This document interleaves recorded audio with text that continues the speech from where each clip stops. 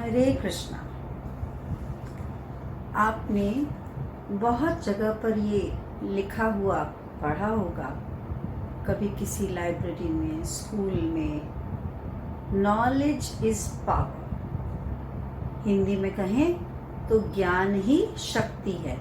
यहाँ नॉलेज का अर्थ केवल कुछ तथ्यों को अपने दिमाग में भर लेना नहीं है, बल्कि यहाँ नॉलेज का अर्थ इस संदर्भ में और इस प्रकार से लिया गया है कि नॉलेज का अर्थ हम ज्ञान लगाएं कि ज्ञान ही वास्तव में शक्ति है।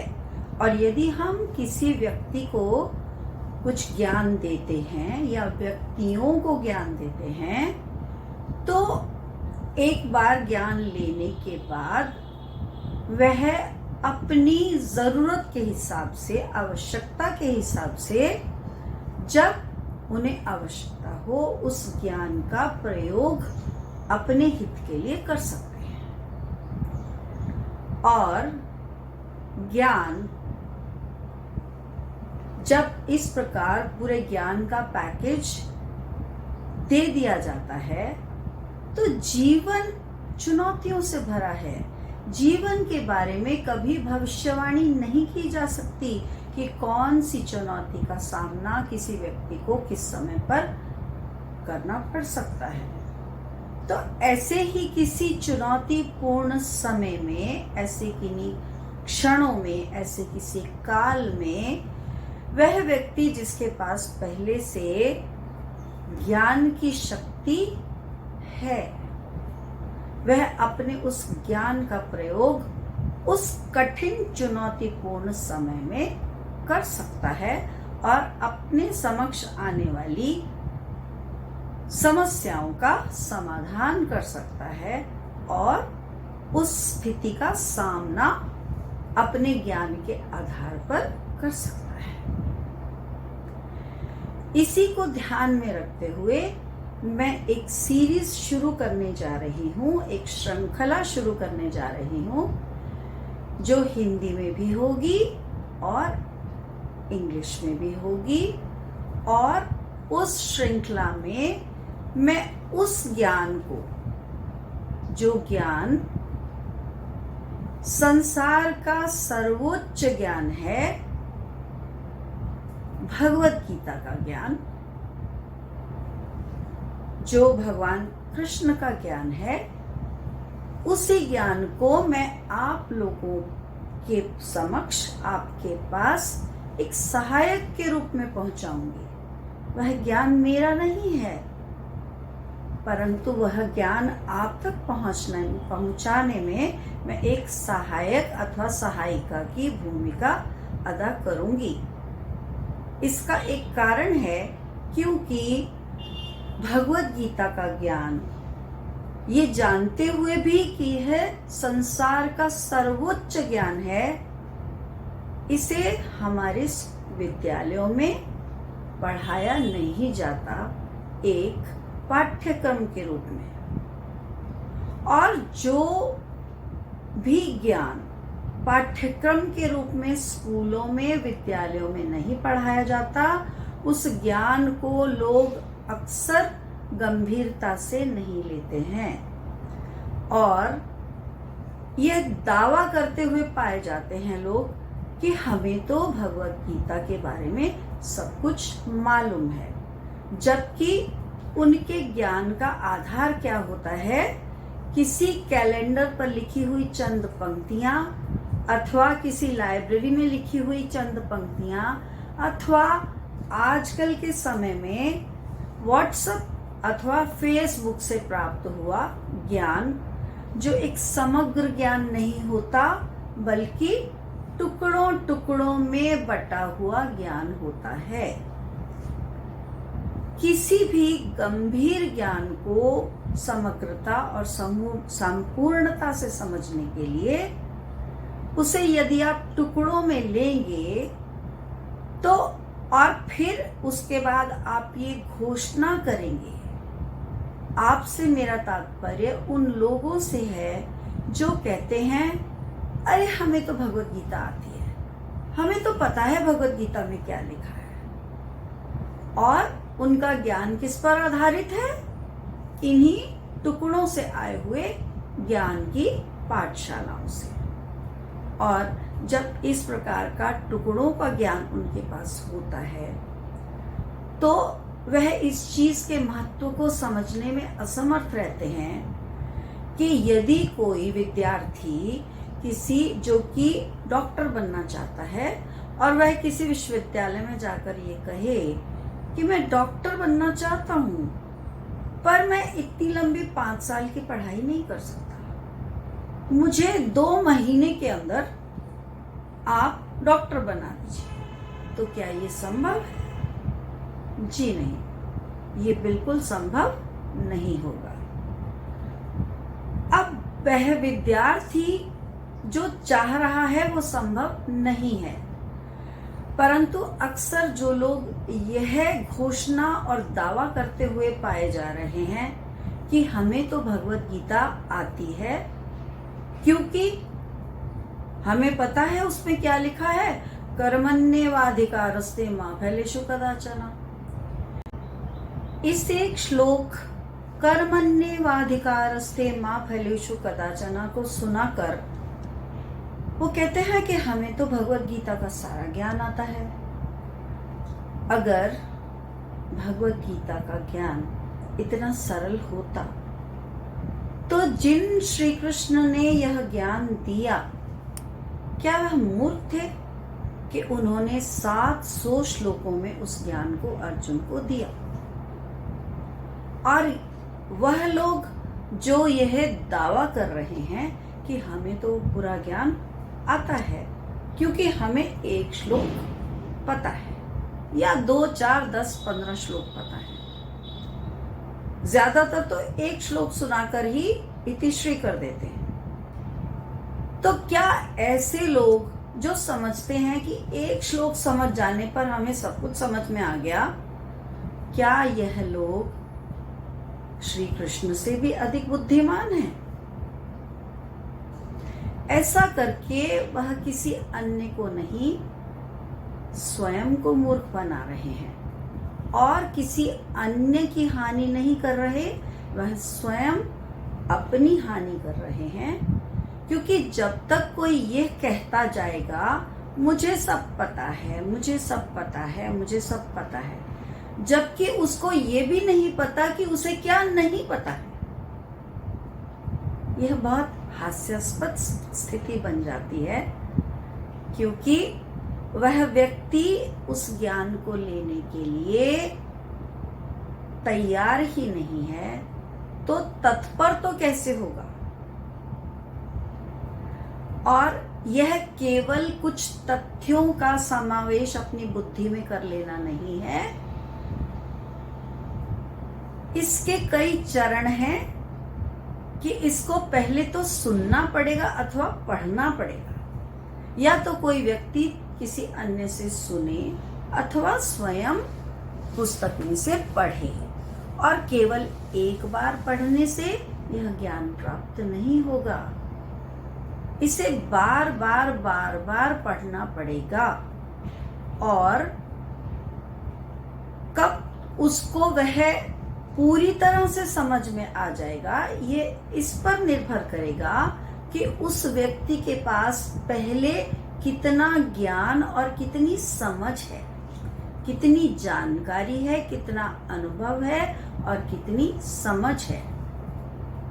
और उसको तब तक सुनने, समझने और फिर सिर्फ समझ आने तक ये बात नहीं रुकती है, उसे अपने आप में इस ज्ञान को इस प्रकार से समाहित करना होगा कि जब कभी उसके जीवन में कोई चुनौती के क्षण आए तो उस समय यह अपने उस ज्ञान का उपयोग कर सके।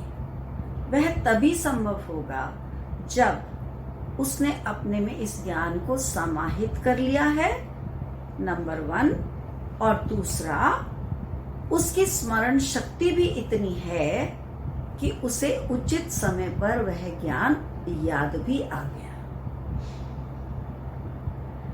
मैं किसी के ऊपर किसी का कोई दोष नहीं निकाल रही। मैं भली तरह से जानती हूँ, भली प्रकार से जानती हूँ कि इस समय में सभी मनुष्यों में दो चीजों की बहुत अधिक कमी पाई जा रही है। एक तो है एक ही विषय पर ध्यान केंद्रित करना, यानी कि आपकी जो ध्यान देने की क्षमता है। हमें ईश्वर ने एक बहुत महत्वपूर्ण उपहार बल्कि खजाना दिया है, और उस खजाने का नाम है, हमें जो स्वतंत्रता मिली है कि हम अपना ध्यान, खजाना क्या है? ध्यान। हम अपना ध्यान कहाँ केंद्रित करें? इस पृथ्वी पर अनेकों प्रकार के आकर्षण हैं, परंतु मनुष्य अपना ध्यान किस पर केंद्रित करेगा? यह स्वतंत्रता ईश्वर ने मनुष्य को दे दी कि वो अपना ध्यान जहां चाहे वहां केंद्रित करे।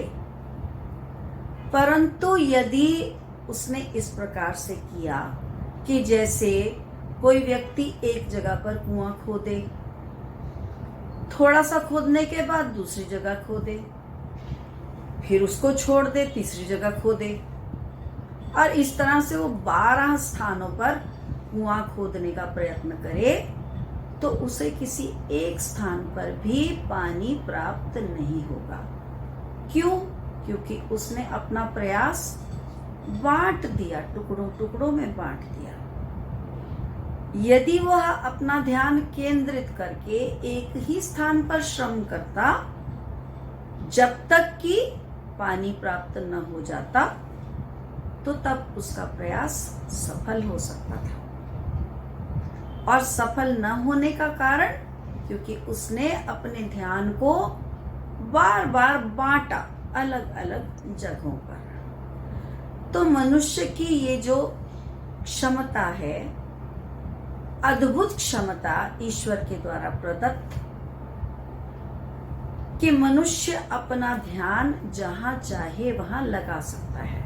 मगर मनुष्य ने यदि जीवन भर अलग अलग जगहों पर ही ध्यान लगाया और गलत जगह पर ध्यान लगा दिया, तो मनुष्य का जीवन व्यर्थ होने में समय नहीं लगेगा। और इसलिए यदि किसी भी विषय को, और विशेषतया भगवत गीता जैसे गंभीर विषय को, जो लोग इस प्रकार से उड़ा देते हैं हल्के में कि हमें तो सब कुछ आता है, तो वह किसी और को मूर्ख नहीं बना रहे हैं, वह अपने आप को मूर्ख बना रहे हैं।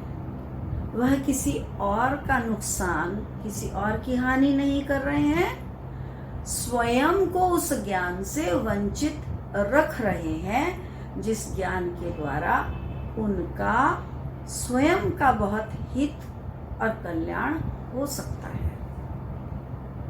और यदि कोई भी व्यक्ति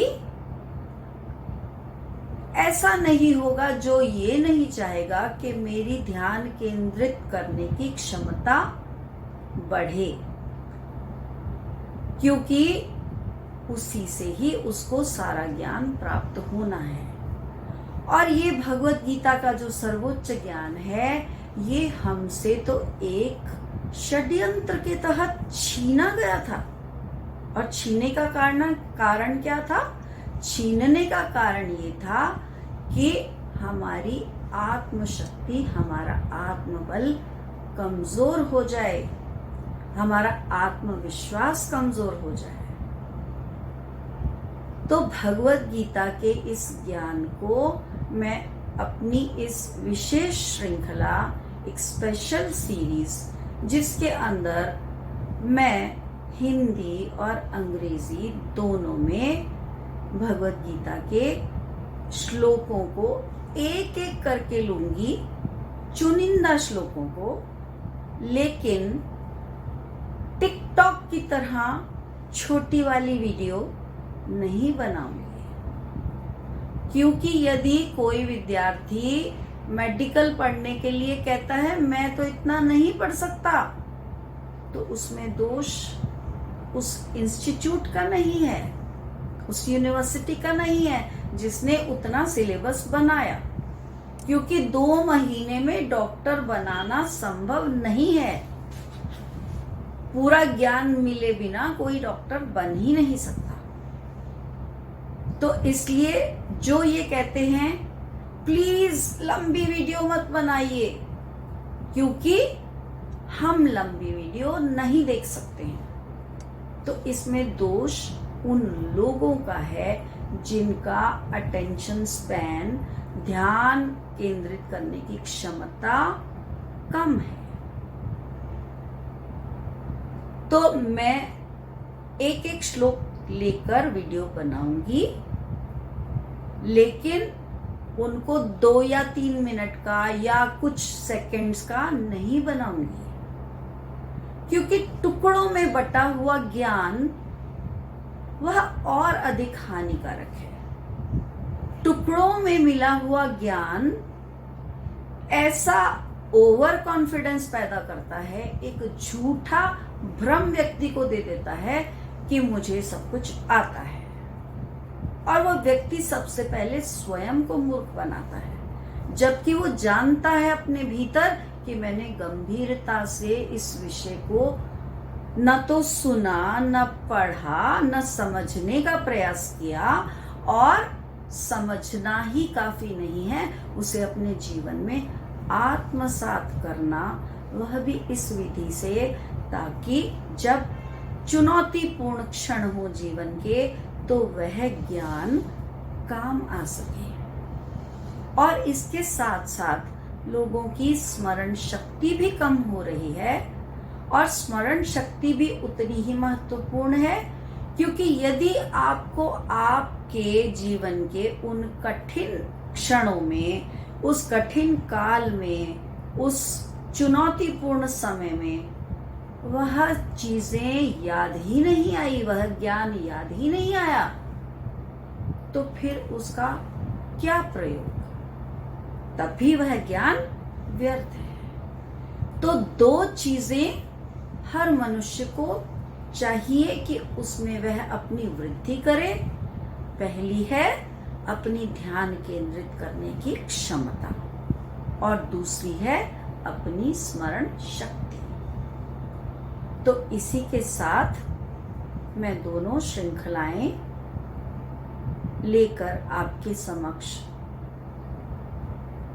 प्रस्तुत करूंगी। मेरे कथनों को इस भाव में मत लीजिएगा कि मैं आपका कोई दोष निकाल रही हूं। मैं जानती हूं इस युग में, जिसे कलयुग कहा जाता है, सभी की स्मरण शक्ति और ध्यान केंद्रित करने की शक्ति बहुत कम है, परंतु जैसे जैसे हम अपनी ध्यान को केंद्रित करने की शक्ति बढ़ाते जाएंगे, उसका प्रयोग करते जाएंगे, वैसे वैसे यह शक्ति स्वयमेव बढ़ती जाएगी। आशा करती हूँ आप सब इस श्रृंखला से, आने वाली सीरीज से लाभान्वित होंगे। सुनने के लिए बहुत बहुत धन्यवाद। और चूंकि मैं ये वीडियोस YouTube पर अपलोड कर रही हूँ, तो यदि आपके पास एक बार में समय नहीं है, तो आप उसी चीज को समझने के लिए अपनी सुविधा अनुसार जब आप चाहें, जब आपके पास समय हो, तो आप उसको बार बार देख सकते हैं, क्योंकि कोई भी चीज समझने के लिए, विशेषतया भगवत गीता की कोई चीज समझने के लिए, क्योंकि एक एक श्लोक का अलग उसकी व्याख्या भिन्न भिन्न प्रकार से की जा सकती है, और आपने उसको अपने स्वयं के जीवन के साथ जोड़कर आत्मसात करना है, तो इसलिए आप उस ज्ञान को बार बार देखें।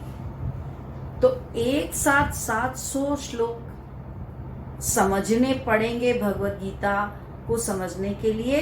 यह सोचकर भयभीत नहीं हो, जैसे एक एक कदम सीढ़ी पर चढ़ा जाता है और आप 100 सीढ़ी चढ़ने के बाद आप नीचे देखते हैं तो आप स्वयं पर आश्चर्य करने लगते हैं कि क्या मैंने इतना चढ़ लिया।